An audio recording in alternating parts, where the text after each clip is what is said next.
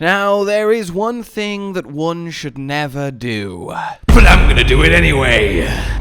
After thousands of years, Pandora's box was finally opened.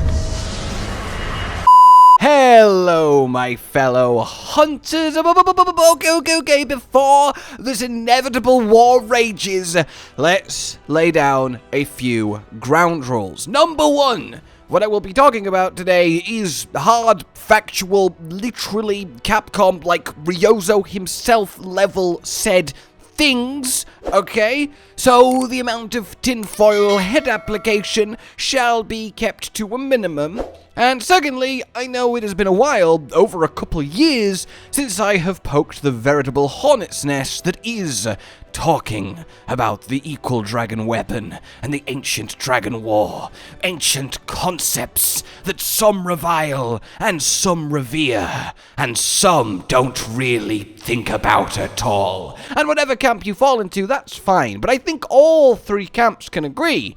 The concept is cool, but therein lies the rub, it is a concept. So to just establish the current parameters, right? The equal dragon weapon, as it currently stands, is a unused idea in a Monster Hunter art book, and that idea has connections to other lore concepts such as the ancient civilization and the ancient dragon war that have been confirmed and explored to varying degrees across the many games since. And like the Soul series, Monster Hunter lore is very much, we're given breadcrumbs and it's up to us to kind of interpret them, connect them, and each individual can get a very sort of different picture that makes a lot of sense based on the breadcrumbs they've selected, but no one is inherently right or wrong until literally one day Capcom themselves come out and hard confirm / deconfirm any given thing.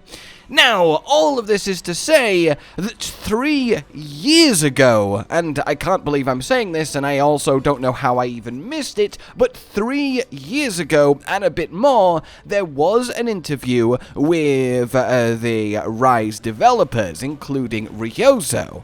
And this interview brought up the ancient dragon weapon, it brought up the ancient civilization, it brought up the Great Dragon War, so we actually do have literally Ryozo responding to questions about those concepts. And the answers are fascinating. Now, I must give credit to Shrade Academy on Twitter for, well, either finding / remembering this exists and doing a bit of translating for us. Normally, this is something I would have talked about way back then, but I just genuinely never realized it was even a thing. And by itself, it's already interesting. But in the light of what's going on with Wilds, this untamed, thought to be uninhabited land with mysterious, extinct arkveld running around, these lightning rods, these old tribes with their old traditions, the ancient civilization and that kind of pseudo old lore of the Monster Hunter universe has actually never been kind of more potentially ripe and relevant to dive into. So these two things together, I mean, how could I not have a little chat about it? Now yes, caveat is this is a translation, so as with all of them, meanings and subtleties can get lost in translation, and we should take all of this as a kind of vagueness, but here we go. So the last question that was asked went as thus. I want to hear a little about the ancient people. I wanted to for a little while, the Great Dragon War era and the Great War era in general. And I love the big sort of, oh, they've asked about the Great War Age, a splash pop-up on the screen. In any case, the talk about the age of these ancient people in Monster Hunter, and it gives a little bit of context, and this is interesting because this context is added to it for the sake of the interview, which I think is really cool. A war between dragons and humans that was said to have prospered long before the world of Monster Hunter today, which is believed to have occurred in the ancient civilization itself. This is the kind of stuff we know. It's well known on the player side, but it is little explored on the actual game, the dev side. And then they bring up the example of the equal dragon weapon, the dragon made from other parts. And they go on to say it was the ultimate killing machine soldier for dragons. This is all part of the question that's being read to them. The story about the ancient civilization during the Dragon War is almost not told in-game, and the setting material for the Dragon War is almost described as little. It is unknown if this is actually an official setting. So that's a very cool thing to be able to literally ask the Monster Hunter devs. And then he's saying in the past he talked about it, was reading the information on it, and naturally it's quite interesting stuff. And there's still drawings of the dragons which haven't appeared in the game so far. These drawings are in the Monster Encyclopedia, the Hunter's Encyclopedia, that I will get to in a moment. We get more context on the EDW. The Equal Dragon Weapon, which was said to be a biological weapon using the materials of about 30 dragons during the Great War, as the ancient civilization, if it's to be believed, was a big fan of using dragon parts for building stuff like Kushaladora paste to build towers.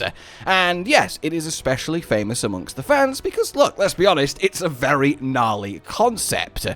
So they were like, wow, I want to fight this thing, that would be really cool. And then Ryozo's reaction is quite telling, that he's like, haha, yeah, that would be, ooh, that is quite amusing. Obviously, there's nothing to read into here, I don't want to put that across at all, but it is fun nonetheless.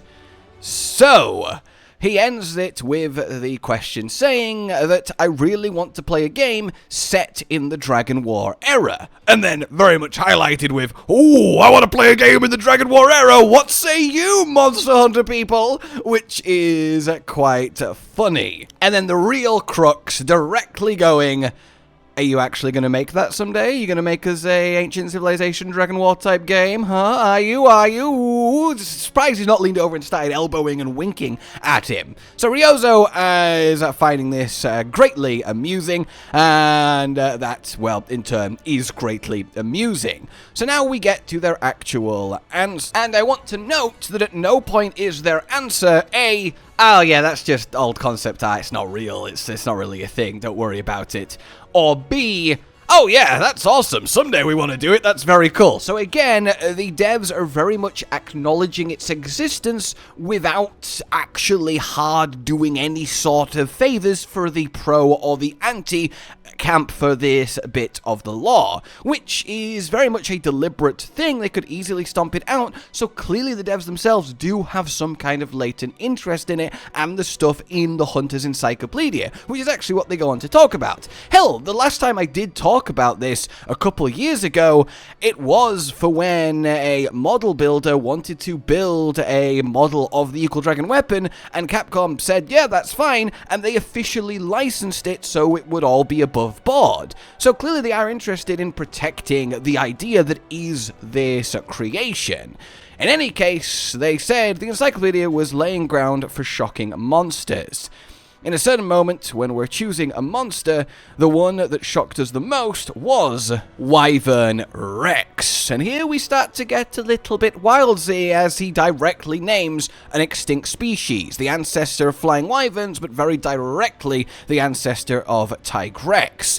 So it's at this point I want to kind of sidetrack to the Hunter's Encyclopedia so you know what the hell is going on with that. What is it if you're not familiar? So essentially then, it is a big old art book that was released a long time ago in the very starting years of Monster Hunter. Not completely at the beginning, it has Rajangi stuff in, for example, so there is certainly a little bit of generational modernity to it, but of course it's still far from a modern source. And it is in this encyclopedia that, yes, we got the almost by now infamous image of the Equal Dragon Weapon and that little paragraph of information on it. And thus the discourse was forever born. But also in this is where we saw the extinct species, where that entire line of monsters and everything we know about them comes from. Likely the original source of inspiration for probably the origin species in Frontier. Take this guy, for example, the panther dragon. I mean, there's very much some rudimentary theostryness going on there, and indeed the devs, as we're about to find out, do go on to say that they do look at this encyclopedia, they look at old cool drawings of monsters, and they use them for inspiration, whether directly or just in component pieces. And that's really interesting, because essentially we get to know that the book with the equal dragon weapon in is still used as recently as 3 years ago at a minimum for modern Monster Hunter game monster setting stuff. Which I think is quite the little okay then, especially when you look at how much more sort of raw and primal Wilds is shaping up to be, and honestly the monsters that we have seen in Wilds, the new monsters, do kind of share these more ancient traits that this concept art kind of has compared to the more modern creations we saw in the 5th gen. In any case, I don't want to stray too much into the path of speculation, but bottom line, it's just a really fun art book with a lot of concepts, and a lot of them you might recognize. Some of them literally just directly monsters we got, and some very, very close. We have all of the lineage stuff in here, and it's a really interesting little look through. It does paint a Monster Hunter that would have been a lot more sort of stereotypical fantasy than what we ended up with, and I think the direction we did go in is by far the best one, but the relevant factor is this book isn't collecting dust on a shelf. It, like probably lots of old concepts and artwork and sources, gets busted out whenever it comes time to design something new in the Monster Hunter universe, and rightly so, because a good idea still could be the wrong idea for the time, but 15 years later, suddenly, it might be worth doing. It's hard tell that even... So we return to him pointing out Wyvern Rex, going on to look at Tigrex, and it's saying that, yeah, Tigrex originated from Wyvern Rex, and it looked like Wyvern Rex was the most popular of these old concepts, and then we discussed the appearance of Tigrex based on it, which is really, really cool, and now it has the final appearance and shape that it does. So yeah, that's what I was saying. They very clearly literally look at the older encyclopedia stuff and draw, in this case, literally the shape of a monster and concept from it. And then they clarify that, yeah, when we spot something that we like in the book, we try to explore that possibility. A person who amazingly knows a lot about the setting mentioned to me, when you're choosing, you didn't think about these settings before, i.e. the Ancient Dragon War and all of that stuff.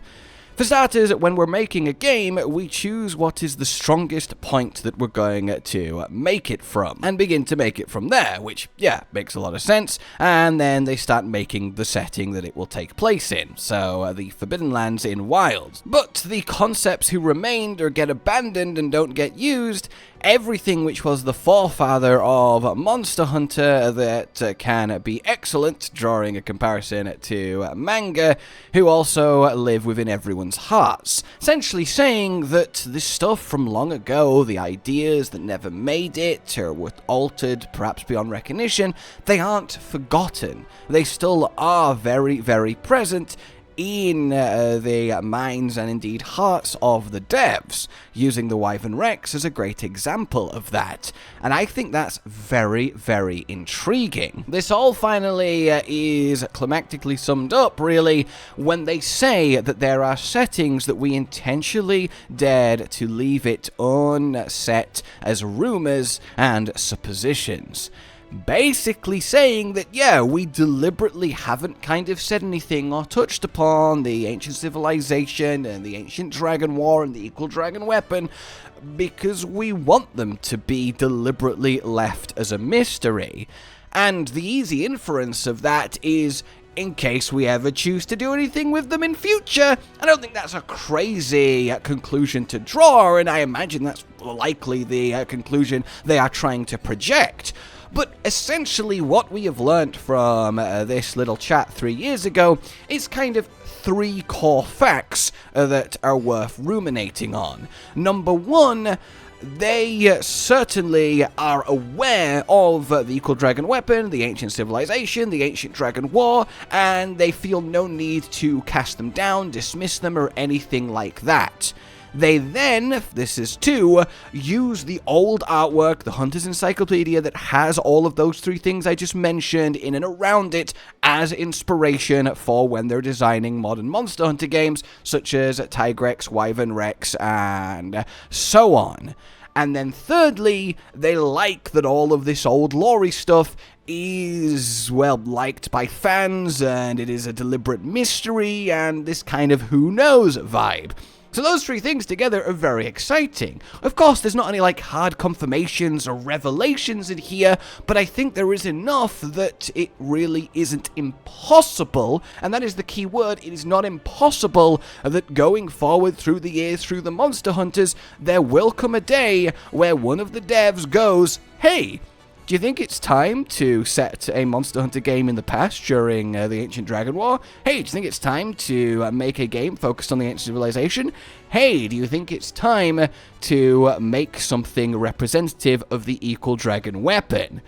And that's kind of why I wanted to bring all this up, because combined with the setting we're seeing in Wilds, I don't think there has ever been a better time for 1, 2, 3 of all or none of those things to actually be kind of vaguely implemented in some way. Because we have this ancient land with monsters unlike any we've seen, with people we thought didn't even exist, with an extinct flagship running around, with mysterious lightning rods and all sorts going on, and at that point, we could have any kind of lore revelation discovery stuff put in for the pure fun of it, and no one would bat an eyelid. It's like, yep, that's just how it goes in the Forbidden Lands. And that is really, really exciting to me. And as I said, I didn't want this to get too crazily off the edge speculatory. The points I'm really making are twofold.